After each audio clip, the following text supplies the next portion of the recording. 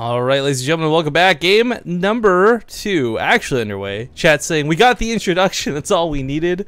I guess that's okay. Yeah, so sadly, Catalan is not in the map pool, and there's instances where folks like Journey have actually played out entire games, and despite winning or losing, they were made to remake it. So what I do like about the OlimoLeague is they are, okay, it's a little bit strict, but at least it's fair, and it applies to everybody all the time, always.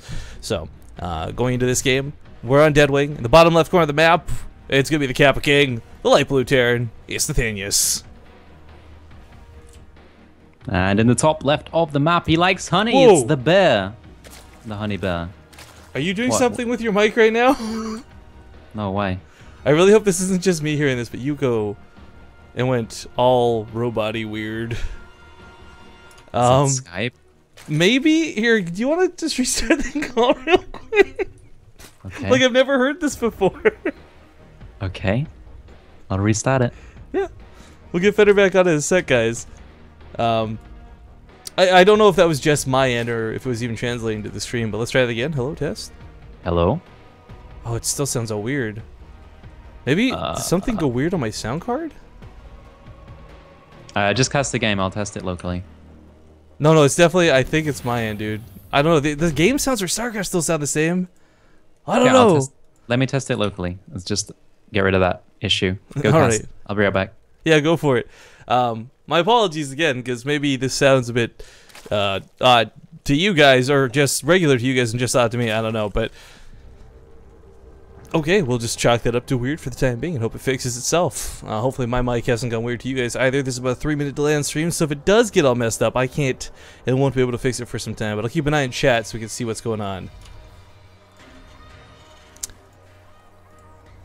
Alright, that being said, we are, of course, watching game number 2, Nathanias vs. Honeybear, and one of the things about Nathanias we saw in that first game was kind of fell apart for him in a lot of different ways.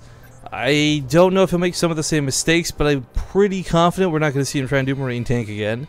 There's definitely ways he could abuse tank openers, like, for example, over here. But if he's going to try and do Marine Tank itself, I can't say I think that'll go too well.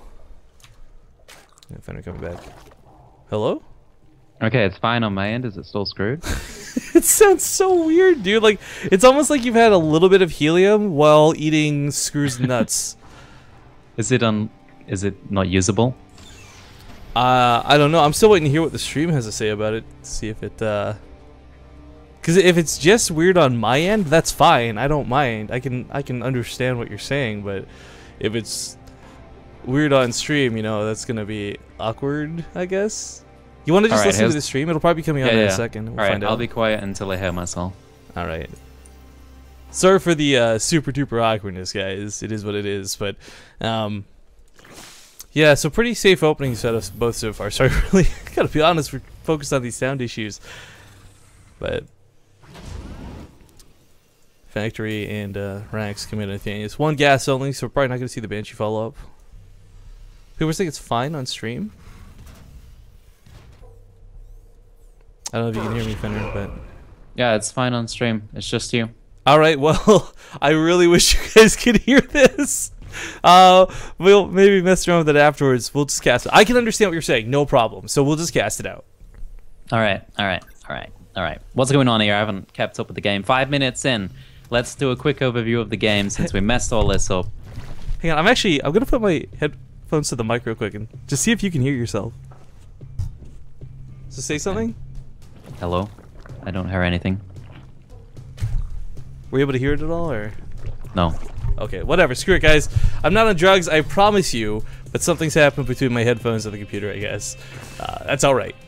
Yo, Rifkin, overview of the game, right? We've got the Zerg player on 2 gas. He's got Ling speed up. It looks like pretty standard build so far. Let's take a look at Nathanias.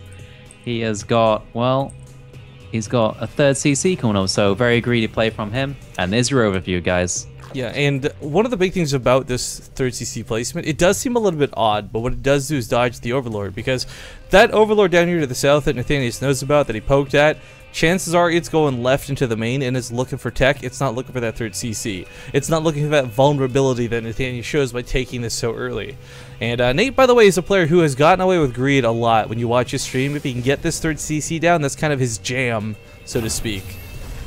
Yeah. He just needs to be careful not to die to any all-ins, obviously, but looking at Honeybear, seems to be doing the same thing as he was last game. He's getting those double evos up really early, fast upgrades from Honeybear. He's got the Baneling Nest on the way as well. He seems to take a later third than most Zerg players, which allows him to get a bit more gas as he takes that 4 gas a bit faster than most players, and possibly a slightly faster lair as well. So that means faster mutas. Yeah, it's really weird seeing that fast plus 1/1 again, though. I mean, he did get 2/2 at an insanely faster rate than Nathanias did last game, but it might not even matter if Nate decides to hit him hard. He's going for stims. It's not like there's mech or anything to worry about. We already know what Nathanias is planning to do this game, but of course, control, amongst other things, is what is going to be quite important. And okay, I'm pretty sure something is happening to my computer at this point, Fenner. You know what's why? happening now? I'm sure it's not happening on stream, but my monitor is having an epileptic moment and is constantly flashing. Okay, that's not good. No, I probably just have to restart or something after this game, guys, just to make sure everything's safe. But we'll worry about that later. Oh, he's trying to sneak in. Nice block by the Lings, though, by Honeybear. But he's still going to go for it. The rest of the Lings pop perfect by Honeybear. Just in the nick of time. That couldn't have gone better for Honeybear. For Nathanias, though, what really does suck is he loses that map control. With those Hellions being dead, it's not about the counterattack potential or running through those drone lines. It's the fact that he can't run around the map now. He can't clean up creep. And he certainly doesn't get to control the watchtowers in the slightest. So, more or less blinded for the next few moments. Oh, God. I thought this was going to happen. More Lings on the production tab. 22 Banelings outside Nathanias' base. He has no Hellions to deal with these. What does he have in terms of AoE? Nothing. Yeah, the worst part is, too, is the engineering bases are on the low ground, so if he has to evacuate the Nash with the Lings, will kill everything. Oh, Nathanias is going to get Bane busted. A la Lifestyle. This is going to sting. He's going to steal his life at this rate. The Bane. Oh, he's trying to split, but corpses flying every which way, connected to the SCVs, doing what they can. 20 workers dead. A few more soon to join them. And Nathanias has got no extra bunkers. He tries to go for that re-wall off. It's actually a really smart move, but he can't do it with the Zerglings on top of these SCVs. He's gonna, seal this wall, but he can't clean up with what's inside it. It's a massacre, and as Nathanias said when he was drunk one time on stream, he just got wrecked. And now there's things all over his face. It's not doing well at all. CC's getting pretty low HP as well. Yeah. 2-2's on the way. Spire's going to be finishing soon. Mutas will be on the way.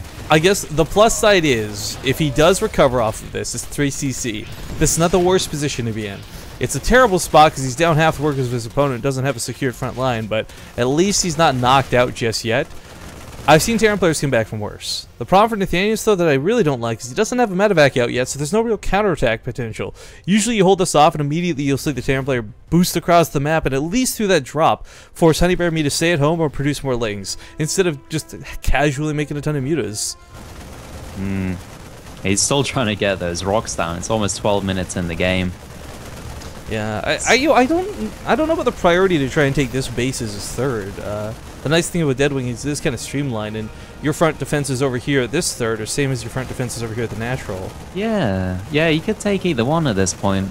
It doesn't really make too much sense. I guess is it even closer? It's pretty much the same distance, maybe slightly closer, but there's really no advantage of taking that one on the left. In fact, it might be more harassable by mutas. I mean, it's pretty much the same looking at it. It's just a slightly shorter distance for the mutas to fly across.